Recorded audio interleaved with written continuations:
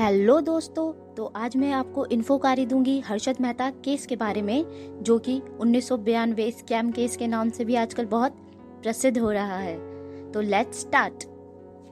हर्षद मेहता का जन्म 29 जुलाई 1954 को गुजरात में हुआ था। काफ़ी मिडिल क्लास फैमिली से थे और फिर ये छत्तीसगढ़ में शिफ्ट हुए और वहाँ से इन्होंने अपना बेसिक स्कूलिंग किया। इसके बाद मुंबई में इन्होंने बीकॉम किया और इन्होंने तब तक छोटी मोटी कोई क्लर्क्स की और दूसरी तरीके की जॉब्स भी ट्राई की। फिर 1984 में अपनी खुद की एजेंसी खोलने से पहले इन्होंने स्टॉक एक्सचेंज में ब्रोकर का काम भी किया और ब्रोकर से पहले ये जॉबर भी थे। थोड़ा मुश्किल हो रहा है तो मैं आपको क्लियर कर देती हूँ।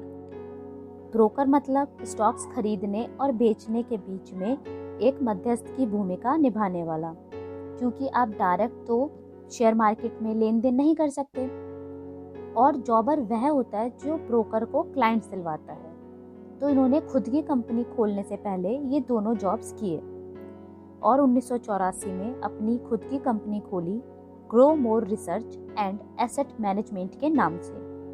अब ये बैंकों के बीच में मध्यस्थ की भूमिका निभाने लगे। बैंकों को भी शॉर्ट टर्म लोन की ज़रूरत होती है।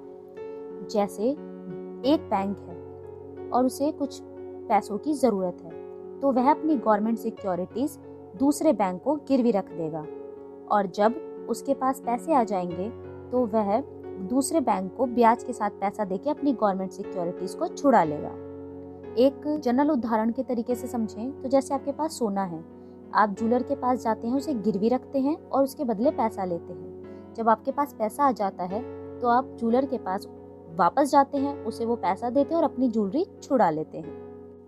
इन सब के बीच में मीडिएटर की भूमिका में थे हर्षद मेहता और जो ये काम किया करते थे इसे रेडी फॉरवर्ड कहा जाता है। यानी एक बैंक से पैसे लेना, दूसरे बैंक की गवर्नमेंट सिक्योरिटीज खरीदना और उस पहले बैंक में गिरवी रख देना। तो अब इन्होंने किया क्या, इसे हम एक उदाहरण के तरीके से समझते हैं। समझिए कुछ बैंक्स हैं, बैंक ए, बी, सी और डी। बैंक ए की गवर्नमेंट सिक्योरिटीज इन्होंने बैंक बी को बेची और बैंक बी से चेक ले लिया, किंतु बैंक ए को इन्होंने बोला हम कुछ दिनों में आपको पैसे जो है वो अरेंज करके देंगे।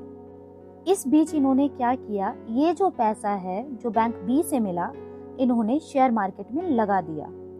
यहाँ एक बात और मैं ध्यान में लाना चाहूंगी, ये अपने नाम पर चेक इशू करवाते थे इंस्टेड ऑफ बैंक के नाम पे और बैंक भी इन पे भरोसा करते थे तो इनके नाम पे डायरेक्ट डीलिंग कर देते थे। तो यहाँ जब बैंक ए ने वापस इनसे पैसा मांगा तो इन्होंने क्या किया, बैंक सी खोजा और उससे पैसे लेके बैंक ए को वापस कर दिए। और अब जब बैंक सी पैसा मांगेगा तो ये बैंक डी ढूंढेंगे और उससे पैसा लेके सी को दे देंगे। तो आप समझ रहे हैं, ये एक चेन बनती जा रही है जो कि एंडलेस है। इस चेन में ये पैसा बैंकों का है जो ये घुमा रहे हैं कहाँ, स्टॉक मार्केट में, क्योंकि ये वो पैसा लेके स्टॉक मार्केट में इन्वेस्ट कर देते थे और बैंकों को कुछ दिन का वेट करने के लिए बोलते थे। जब किसी एक स्टॉक में ये इतना पैसा लगाते थे तो उस स्टॉक की कीमत आसमान छूने लगती थी। इसे आप नॉर्मल डिमांड और सप्लाई के रूल से भी समझ सकते हैं। जिस वस्तु की जो डिमांड है ज़्यादा होती है और सप्लाई कम होती है तो उसके रेट बढ़ जाते हैं। कहा जाता है एसीसी ग्रुप के शेयर्स तो 200 रुपए की कीमत से 9,000 रुपए की कीमत तक पहुंचा दिए थे इन्होंने। यानी कि 4400% तक का हाइक आया था स्टॉक मार्केट में उस वक्त। तो इस तरह से ये अपना लाभांश बना रहे थे जो कि बैंकों का ही पैसा था और ये स्टॉक एक्सचेंज में उसको घुमा रहे थे।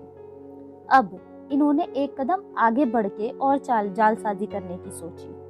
अब इन्होंने क्या किया, जाली बैंक रिसीट्स बनाने शुरू किए। बैंक रिसीट एक ऐसा पत्र है जिसके बदले में एक बैंक दूसरे बैंक को पैसा देने का वायदा करता है। तो अब इन्होंने जाली बैंक रिसीट्स बनाए, बैंकों को दिए, उनसे पैसे उठाए और वो पैसा भी अभी स्टॉक मार्केट में घुमा रहे हैं। तो आप देख रहे हैं ये कितना बल्क में जो है फ्रॉडगिरी हो रही है। अब हम ये भी समझ सकते हैं उस वक्त क्योंकि बिल्कुल भी डिजिटली मार्केट नहीं थी, तो सब कुछ 1 to 1 होता था, तो ये चीज़ें किसी की पकड़ में भी नहीं आ रही थी। अब एक बार क्या हुआ, सुचेता दलाल जो कि टाइम्स ऑफ इंडिया की एडिटर है, किसी बैंक में थी और इन्होंने हर्षद मेहता को बैंक में देखा। तब इन्होंने सोचा एक ब्रोकर इतना पैसे वाला कैसे हो सकता है, क्योंकि यहाँ मैं आपको बता दूं, इनके पास मुंबई में सी फेसिंग बंगलो था जिसमें गोल्फ कोर्स था और साथ में स्विमिंग पूल भी था। इसके अलावा 10 से 15 लग्जूरियस कार थी। इनमें से एक कार तो लेक्सस थी जिसकी कीमत उस वक्त 40 लाख रुपए थी, जो बड़े से बड़े सितारों के पास भी नहीं होती थी।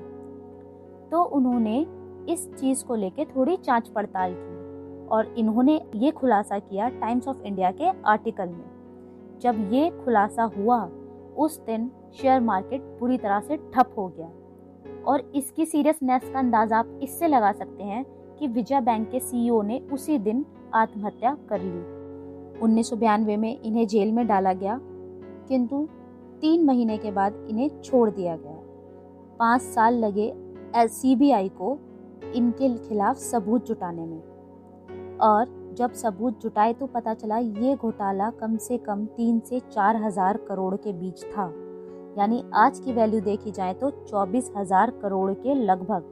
तब 1997 में इन्हें ठाणे जेल में बंद कर दिया गया और 31 दिसंबर 2001 में इनको वहाँ हार्ट अटैक आया और वहाँ से इन्हें ठाणे हॉस्पिटल में शिफ्ट किया गया। जब पूरी दुनिया नए साल का आगमन कर रही थी तब ये जिंदगी और मौत से लड़ रहे थे और लगभग 12:30 बजे इनकी मृत्यु हो गई। यहाँ आप देख सकते हैं एक छोटा सा लूप होल जो इन्होंने खोज निकाला और उस लूप होल से जो इन्होंने हजारों करोड़ों का घपला किया। ये स्कैम कोई छोटा मोटा स्कैम नहीं था।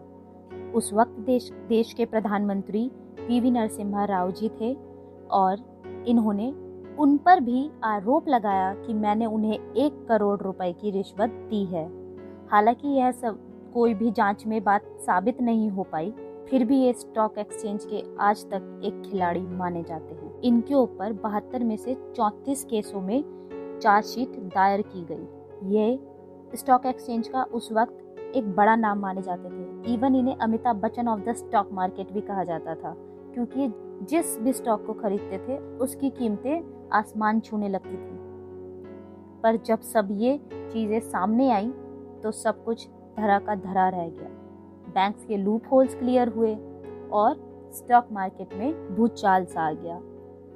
तो आई होप दोस्तों आपको ये कहानी पसंद आई होगी और मैं इसे जितना इजी वे में समझा सकती थी मैंने आपको उतना समझाया। प्लीज़ अब आप इसे लाइक कीजिए, शेयर कीजिए, कमेंट कीजिए और अगली बार जल्दी मिलते हैं एक नई कहानी के साथ। इन्फोकारी।